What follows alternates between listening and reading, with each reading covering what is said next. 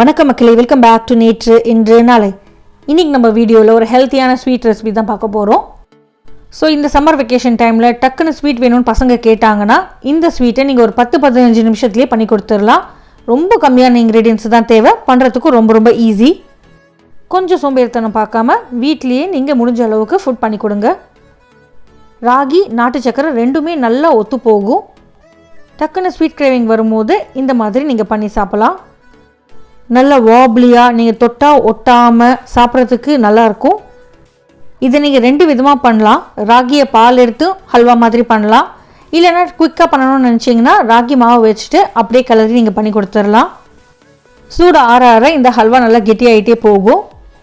நீங்கள் எதில் பண்ணியிருக்கீங்கன்னு சொல்லாமல் நீங்கள் கொடுத்தா கண்டிப்பாக கண்டுபிடிக்கவே முடியாதுங்க. நெய்யுமே மிச்ச ஹல்வா மாதிரி ஜாஸ்தி தேவைப்படாது, நீங்கள் கொஞ்சமாக சேர்த்தா போதும்.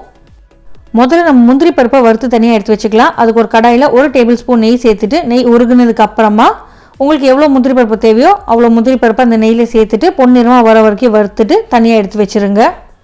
முந்திரி பருப்பு வறுக்கும் போது கருகாமல் பதமாக வறுத்து எடுத்து வச்சிங்கன்னா சாப்பிட்றதுக்கு நல்லாயிருக்கும். அடுத்ததாக அடிகனமாக இருக்கிற ஒரு கடாயில் 1 டேபிள் ஸ்பூன் நெய் சேர்த்துட்டு உருக்கிக்கலாம். ஸ்வீட் பண்ணுறதுக்கு எப்போவுமே பாத்திரத்தோட அடிப்பக்கம் நல்லா கனமாக இருக்கணும், அப்போ தான் உங்களுக்கு காந்தாமல் சூப்பராக வரும். நெய் உருகுனதுக்கு அப்புறமா 1/2 கப் அளவுக்கு ராகி மாவு சேர்த்துட்டு நல்லா பொறன்னு வர வரைக்கும் நம்ம வறுத்து எடுத்துக்க போகிறோம். ஃப்ளேமை லோவில் வச்சுடுங்க, இல்லைனா மாவு கருகிடும். கை விடாமல் அந்த மணல் மாதிரி ஒரு டெக்ஸ்டர் வர வரைக்கும் நீங்கள் வறுத்துக்கணும். உங்களுக்கு மாவுலேருந்து நல்ல ஒரு வாசனை வர ஆரம்பிக்கும்.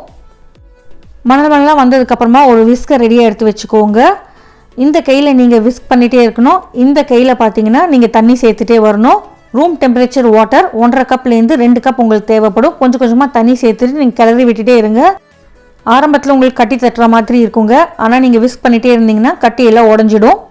நான் மறுபடியும் ரிப்பீட் பண்ணிக்கிறேங்க, வெந்நீர் சேர்க்கக்கூடாது, ரூம் டெம்பரேச்சர் வாட்டர் தான் சேர்க்கணும். வெந்நீர் சேர்த்திங்கன்னா மாவு வெந்து உருண்டையாக உங்களுக்கு நிற்கும். நல்லா ஸ்மூத்தாக வர வரைக்கும் நீங்கள் தண்ணி சேர்த்துட்டு கிளறிக்கலாம். 1.5லேருந்து 2 கப் தண்ணி உங்களுக்கு கரெக்டாக இருக்கும். நிறைய தண்ணி சேர்த்தாலும் நீங்கள் ரொம்ப நேரம் இதை ஹல்வாவை கிளறிட்டே இருக்கணும். கொஞ்சம் அப்படியே கொதித்து திக்காகி பலன்னு ஆகும்போது நீங்கள் நாட்டு சக்கரை சேர்த்துக்கலாம். 1/2 கப் நாட்டு சக்கரை கரெக்டாக இருக்கும். நாட்டு சக்கரையுமே ஒரேடியாக சேர்க்காமல் கொஞ்சமாக சேர்த்து கிளறிட்டே இருங்க. நாட்டு சக்கரை சேர்த்ததுக்கப்புறமா உங்களுக்கு நல்ல ஒரு ஷைன், ஒரு கிளாஸினஸ் கிடைக்கும்.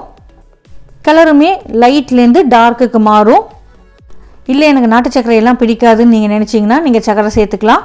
பட் ராகி கூட நாட்டு சக்கரை நல்லாவே ஒத்து போகும்.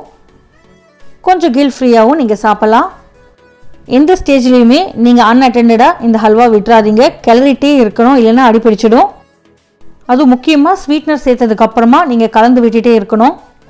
நாட்டு சக்கரையில் நல்லா கரைஞ்சி 2 கொதி வந்ததுக்கப்புறமா நம்ம வறுத்து வச்ச முந்திரி பருப்பு அது கூட இருக்கிற நெய் 2த்தையுமே சேர்த்துக்கலாம். நெய் சேர்த்ததுக்கப்புறம் அப்படியே தகன்னு மின்ன ஆரம்பிச்சிடும்.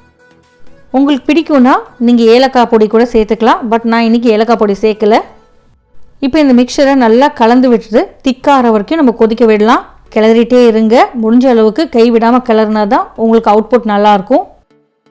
நடுவில் ஒரு டீஸ்பூன் நெய்யாக ஒரு 2-3 தடவை நீங்கள் சேர்த்துக்கிட்டிங்கன்னா உங்களுக்கு ஹல்வா நல்லா வாசனையாக இருக்கும், அடியும் பிடிக்காது. உங்களுக்கு நல்ல நெய் சொட்ட ஹல்வா வேணும்னு நீங்கள் நினச்சிங்கன்னா 1/2 கப் ராகி மாவுக்கு நீங்கள் 1/2 கப் நெய் சேர்த்தா உங்களுக்கு நல்லா வரும். இல்லைனா நீங்கள் எவ்வளோ நெய் சேர்த்தாலுமே இந்த ஹல்வா உங்களுக்கு உள்ளே உறிஞ்சிடும். நான் இன்றைக்கி கொஞ்சம் ஹெல்த்தியாக வச்சுக்கலாமேன்னு 1/4 கப் நெய் தான் சேர்த்துருக்கேன். பாத்திரத்தில் ஒட்டாத ஒரு ஸ்டேஜ் வரப்போ நீங்கள் அடுப்பை ஆஃப் பண்ணிவிடுங்க. நீங்கள் அப்படியே எடுத்து விட்டிங்கன்னா கம்பியாக உங்களுக்கு கீழே வரும். இந்த பதம் வரும்போது நீங்கள் அடுப்பை ஆஃப் பண்ணிவிட்டு 1 டீஸ்பூன் நெய் சேர்த்துட்டு மிக்ஸ் பண்ணி விட்டுருங்க. ஒரு 2-3 நிமிஷம் ஆறித்துனா உங்களுக்கு இது சூப்பர் பதத்துக்கு வந்துடும். நெய் தடவின கப்பில் இந்த அல்வாவை சேர்த்துட்டு இன்வெர்ட் பண்ணி சர்வ் பண்ணுங்கள். பார்க்குறதுக்கும் ரொம்ப அட்ராக்டிவாக இருக்கும். இல்லை ஒரு பவுலில் சேர்த்துட்டு ஆறுனதுக்கப்புறமா பீசஸாக கட் பண்ணி கூட சர்வ் பண்ணலாம். நல்லா சூடாக சாப்பிட்டு என்ஜாய் பண்ணுங்கள். ஸோ இனிமேல் உங்கள் வீட்டில் யாராவது ஸ்வீட் கேட்டாங்கன்னா கடைகளில் வாங்கி கொடுக்கறத தவிர்த்துட்டு வீட்லேயே இந்த மாதிரி சிம்பிள் அண்ட் ஹெல்த்தியாக பண்ணி கொடுங்க. இந்த ரெசிபி உங்கள் வீட்டில் ட்ரை பண்ணி பார்த்துட்டு எப்படி இருக்குன்னு சொல்லுங்கள். நம்ம சேனலுக்கு நீங்கள் ஃபர்ஸ்ட் டைமாக வரீங்கன்னா லைக் பண்ணுங்கள், ஷேர் பண்ணுங்கள், மறக்காமல் சப்ஸ்கிரைப் பண்ணுங்கள். இது தவிர்த்து நம்ம சேனலில் நிறைய ஸ்வீட் ரெசிபிஸ் இருக்குது, அதையுமே டைம் இருந்தால் போய் செக் பண்ணி பாருங்கள். இன்னொரு நல்ல ரெசிபியோடு உங்களை நாளைக்கு சந்திக்கிறேன். until then take care, bye bye, thanks for watching.